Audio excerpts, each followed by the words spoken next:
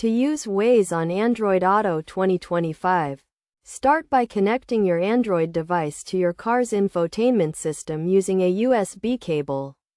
Once connected, the Android Auto interface will appear on your car's screen.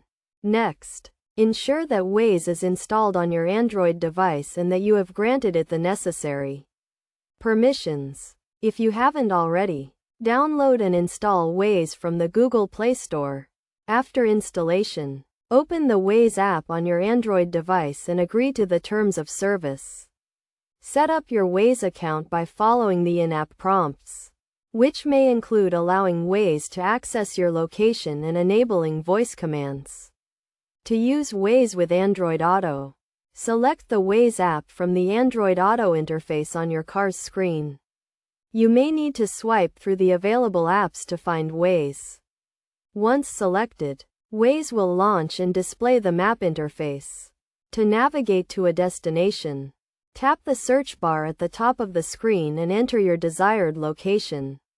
You can type in an address, a point of interest, or a contact's location. Waze will then provide you with turn-by-turn directions to your destination, taking into account real-time traffic information and road closures.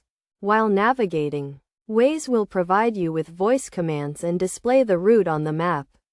You can also report traffic incidents, police sightings, and road hazards to help other Waze users. To report an incident, tap the report button on the screen and select the type of incident you want to report.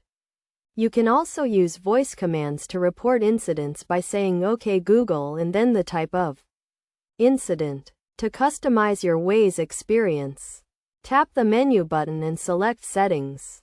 From here, you can adjust voice commands, units of measurement, and other preferences. By following these steps, you can effectively use Waze on Android Auto 2025 to navigate through unfamiliar areas, avoid traffic congestion, and stay informed about road conditions.